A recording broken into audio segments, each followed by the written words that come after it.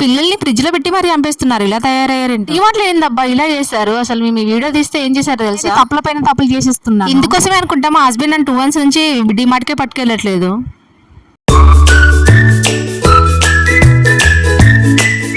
నమస్తే అండి అందరికీ. అందరూ ఎలా ఉన్నారు? బాగున్నారా?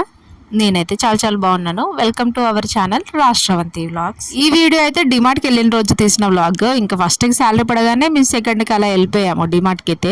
నేను అనుకున్నాను ఎవరు లేరు కదా వీడియో తీసేయి అనేసి మా హస్బెండ్ చెప్తే వీడియో తీసాడు. ఇక్కడ ఒక ఆవిడ వచ్చేసి వీడియోస్ తీయకూడదు అసలు అలో చేయరు సార్, ప్లీజ్ డిలీట్ చేయండి అని అంత వినయంగా అడిగినప్పుడు మనం కూడా డిలీట్ చేయాలి కదా అనేసి మా హస్బెండ్ అక్కడ డిలీట్ చేసేసాడు. 2 months అయిపోతుంది డిమార్ట్కి వెళ్ళాక. అప్పటి నుంచి తీసుకెళ్లట్లేదు మా హస్బెండ్. నేను కూడా పోనీలే అనేసి సైలెంట్ గానే ఊరుకున్నాను. ఈ మంత్ వెళ్ళానా, ఖర్చు పెట్టేటప్పుడు ఏమనిపించదు, ఖర్చు పెట్టాక మొత్తం అయిపోయాక అన్ని సెటిల్ అయ్యాక తర్వాత అప్పుడు అనిపిస్తుంది, ఒక థాట్ వస్తుంది ఆ రోజు అవి తీసుకోకుంటే బాగుండేది, ఈ మంత్ గడిచేది కదా అవి లేకుండా అని ఒక చిన్న ఆలోచన వస్తుంది కదా. మీరు అలా ఎన్నిసార్లు ఆలోచించారు అనేది కామెంట్ చేయండి. అయ్యో అడగడమే మర్చిపోయాను, మన ఛానల్ ఎవరైనా కొత్తగా చూస్తున్నట్టయితే సబ్స్క్రైబ్ చేసుకోండి. అలాగే బ్లాగ్ ప్లీజ్ ఒక లైక్ అయితే ఇవ్వండి. చిన్నపిల్లల్ని మరి ఫ్రిడ్జ్ లో పెట్టి మరీ చంపేస్తున్నారు అని ఒకటి వచ్చింది న్యూస్. నేను ఇన్స్టాగ్రామ్ స్క్రోల్ చేస్తూ ఉంటే అది నిజమేనేమో, అది న్యూస్ నిజమే కావచ్చు అని మరీ సెర్చ్ చేసి చూశాను. కానీ తర్వాత తెలిసింది ఏంటి అని అంటే ఇది కూడా నిజమేలేండి. ఒక చిన్న పాపని మన దగ్గర పొయ్యిలోనే పెట్టి చంపేశారు. అలాంటిది ఇంకా ఫ్రిడ్జ్లో పెట్టే తల్లిదండ్రులు ఉండారంటారా? మీరేమంటారు? చిన్న పిల్లను పొయ్యిలో పెట్టిన చంపిన విషయం అయితే అది నిజంగానే జరిగింది. వరంగల్లోనూ సిద్దిపేటలోనూ జరిగింది అని న్యూస్ విన్నాను. మీలో ఎవరైనా అంటే మాత్రం కరెక్ట్గా చెప్పండి.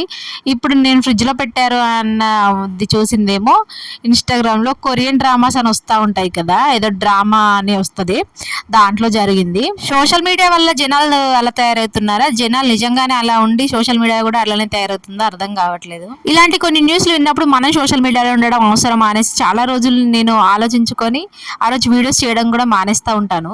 అప్పుడప్పుడు అలా జరుగుతూ ఉంటాయి. ఇంకా మా బాబు అయితే వచ్చేసాడు. మా బాబు వచ్చాడో లేదో డిమార్ట్ నుంచి తెచ్చిన సామాన్లన్నీ ఇప్పి పడేశాడు. మా బాబు కోసం కొన్ని ఐటమ్స్ అయితే తీసుకొచ్చాను. వాటి అన్నిటి చూసుకోవాలి కదా, పిల్లల ఆరాటం ఎలా ఉంటుంది, మనకు కూడా అలానే ఉండేది కదా. మనకి ఇంత లేకపోయినా ఏదో ఫ్రూట్స్ తెచ్చారన్నా సంతోషపడేది చిన్నప్పుడు. మనకప్పుడు అవే ఫ్రూట్సే లేవు కాబట్టి ఫ్రూట్స్ తెస్తేనే బాగా సంతోషంగా ఫీల్ అయ్యేవాళ్ళం. చూసారా ఎలా అంగడి చేసాడో. ఇదంతా నేను సర్దుకోవాలి కానీ నేను సర్దలేదు, మా వాడితోనే సర్దించాను. ఇంకా తినేసి మేమైతే మార్నింగ్ అలా డిమార్ట్కి అయితే వెళ్ళిపోయాము.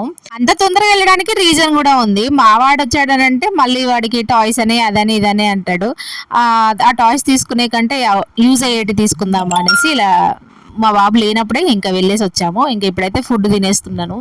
అవి తినేక చిన్నగా సర్దేసుకుందాము అన్నట్టుగా. ఒక్క పండుగ లేవు, ఒక్క ఫంక్షన్ కూడా లేదబ్బా మా సైడ్ అయితే.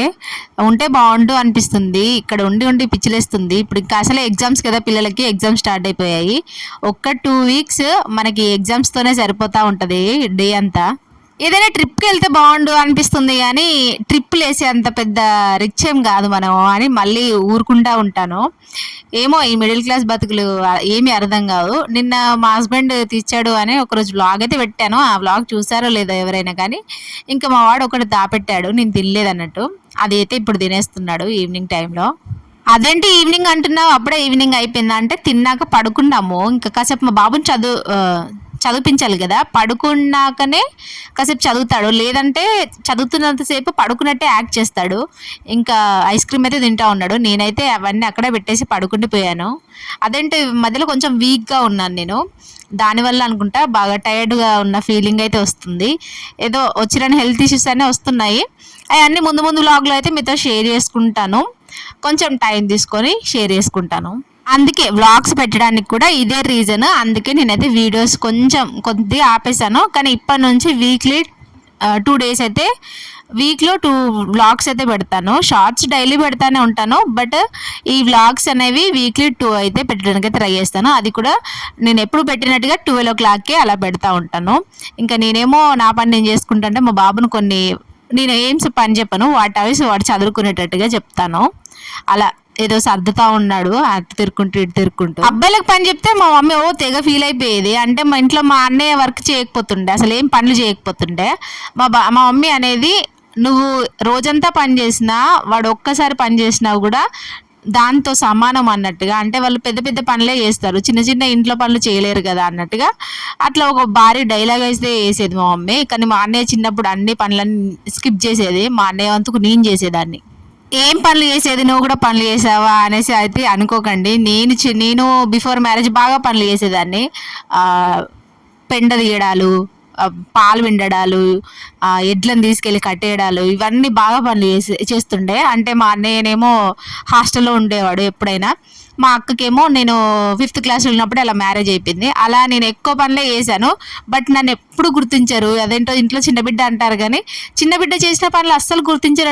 ఇదైతే నిజంగా ఇది ఏం చేసినా ఏడుస్తూ అన్నీ సాధిస్తుంది అనే ఒక్కటే ఒక ముద్ర ఉంటుంది, కానీ అది ఇన్ని రోజులు చేసిన పని మాత్రం ఎవ్వరికీ గుర్తుండదు.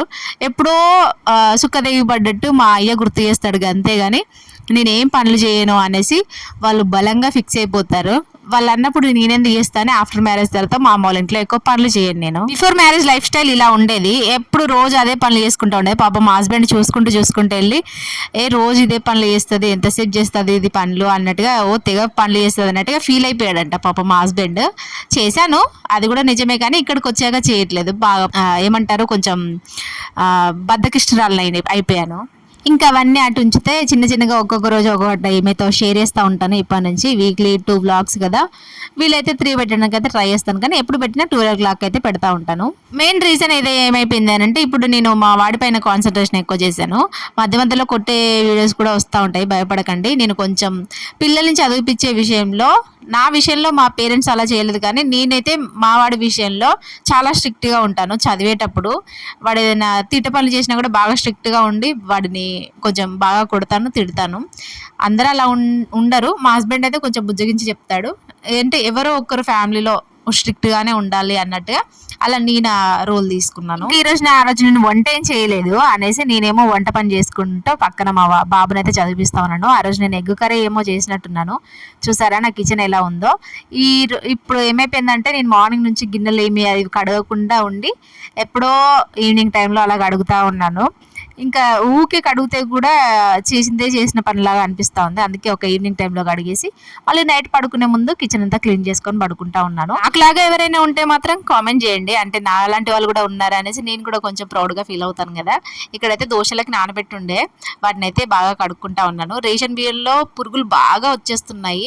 ఆ పురుగులు రాకుండా ఉండాలంటే ఏం చేయాలో చెప్పండి. ఇక్కడ ఏమైపోయిందంటే, నేను మినపప్పు పోస్తూ ఉంటే మినపప్పు అంతా కింద పడిపోయింది. దాన్ని పాడబోయాలా వాష్ చేసి దాంట్లో వేయాలా అని చాలాసేపు ఆలోచించాను. పాడబోసుడు ఎందుకులే, మన అమ్మ వాళ్ళు అంత కష్టపడి పండిస్తున్నారు కదా అన్నట్టుగా వాటిని పాడబోయకుండా దాంట్లో అన్ని వేరేసి మళ్ళీ అందులోనే వేసేసాను. అసలే మా ఆయన గారికి టమాటా చట్నీ అంటే చెడ్డ చిరాకు, ఇంకా అదే పెట్టాననుకో ఖచ్చితంగా దంతాడు. అందుకని ఎగ్ కర్రీ అయితే చేశాను.